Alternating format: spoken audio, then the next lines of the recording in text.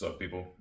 I never thought it would come to this. I never thought I'd have to say these things because I thought it was understood commonly. But this is an issue that is close to my heart, and as a proud American lifter, I feel like I have to get off my chest. And now it started years ago when and you know who they are. They said that they just wanted to use bumper plates, and I mean that's fine. Go use your little rainbow-colored plates in the corner by yourself. Like, if you don't tread on my ability to pull conventional, I don't care what you do. Put your feet as wide as you want. But they didn't stop there. Next thing you know, they had these fucking kabuki deadlift bars that wave like a fucking pool noodle, their feet wider than the fucking plates, and look, it's one thing if you're doing this as a consenting adult in the sanctity of your home gym. I have no problem with that. But they didn't leave it there. They brought this shit to the fucking classroom. With these impressionable young minds that don't even know how to fucking deadlift, and they're corrupting them. It's unnatural. God intended for you to lift with a narrow stance, with your arms outside of your fucking knees, and I just don't understand. And I thought that everybody was with me on this. But then you see companies like Bud Lightweight and Target Fitness. They're putting this shit everywhere. It's in the goddamn children's section, for Christ's sake. I'm done.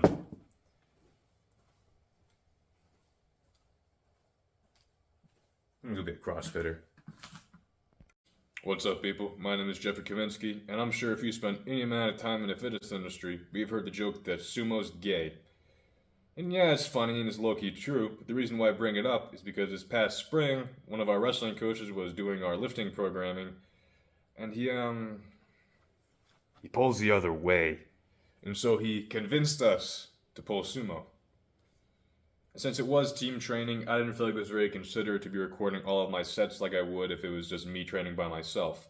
That being said, I did get most of the heavier and more interesting sets on camera, as well as some examples of dudes being dudes, so you'll enjoy that stuff when we get to the training footage. But another reason why I haven't been posting as much is because I upgraded my phone, so you don't have to look through a cracked camera lens. Instead, you get to see my handsome face in 4K. You're welcome. Another reason contributing to that is because I kind of sold my soul to organic chemistry this past semester just to barely pass. And that's why you make sure your PT or chiropractor has malpractice insurance, just like I'm going to have someday.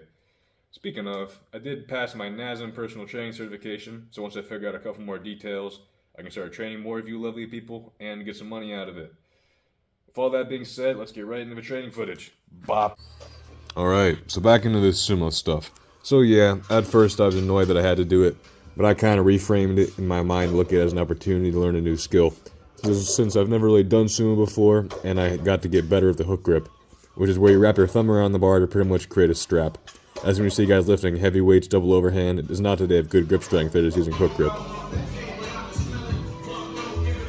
I would smack you on the back, I got choke. Let's go, Jeff. Let's that bitch. That was my boy Tyler Bodie. He's our 165-pounder at Ohio Wesleyan. But back to what I was talking about. I used to always joke around with my clients and people I was coaching that I didn't know anything about sumo, so I just decided to make fun of it. But now I actually have some time doing it, I can not look like an idiot when they ask me questions about sumo. I know you're not doing it.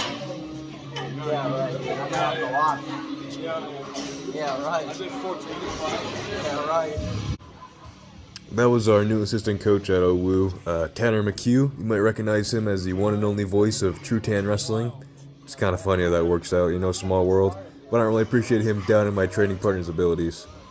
Now that I've had some more time to acquaint myself with sumo, here are my thoughts as a conventional biased deadlifter. I definitely like the slack pull on these because you get to really wedge yourself into the bar. I feel like it definitely might be easier to learn how to do this compared to like on a conventional deadlift. But as far as building strength, I don't think this has any carryover. I mean, like I ended up pulling 565 for a max on sumo deadlift, and it hurt to pull 315 conventional. And since at the end of the day we're trying to have this lifting stuff have as much carryover to our sport, I don't think that this is as valuable of a training tool. Of course, it might just be me and my body and my anecdotal evidence, but I mean, there might be some people that might benefit more from sumo deadlifting, like if you have really short limbs, like you might be able to get in a better position compared to conventional, or you're a power lifter just trying to lift as much weight as possible, but I don't like it as much.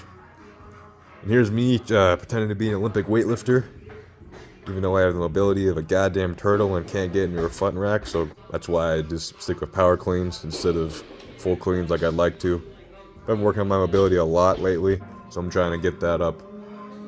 I did end up getting 255 on power cleans, which in the grand scheme of things is not that much, but I mean, as rarely as I've been front squatting and as shitty as my mobility is, I'll take it.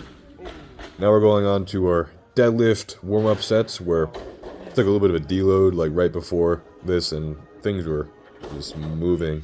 I got the speed on some of these. Then we get on to my first like actual PR attempt at 545. I've pulled 540 conventional. This is the most I've done sumo, and it went relatively easy, so I thought I'd try for another PR at 565, which would be an all-time deadlift PR, but I mean, it's sumo, so like, what does it really matter? This is like the most I've had to grind for a deadlift in a while. Like, I was seeing stars at the end, but I got that shit. Now moving on to power snatches, which are one of my favorite movements to really do. They're a lot of fun for me. I'm still working on the mobility to be able to get into the bottom receiving position for a full snatch. But something I want to bring up is the fact that weighting the bar is not the only way you can progress.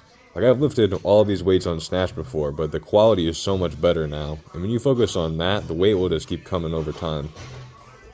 Building on that, something that I do in my programming quite often is like I'll keep the same reps and sets at a given weight for 2 weeks. And that way, like the first week, it's a new stimulus and it shocks my body, and I suffer a bit. My body starts adapting. By the second week, I can instantly improve the quality of that weight, whether that's increasing the bar speed or just making my technique more dialed in and consistent. And that's the point, once your body's used to that, that's when you should increase the volume or the intensity. I think I heard a bunch of old Soviet lifters refer to this as like solidifying like the gains or strength. And since we always want to add more weight, but that's not always going to happen as you get more advanced, you're going to start slowing down.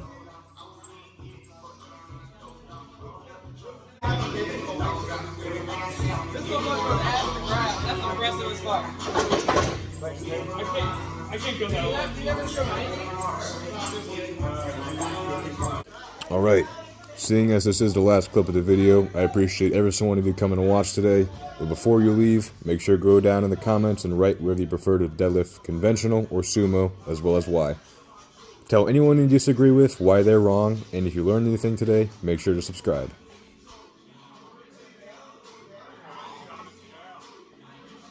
We all like to make fun of sumo deadlifting as being gay, and it kind of is, but that's the end of the video. That's all I gotta say. Shit.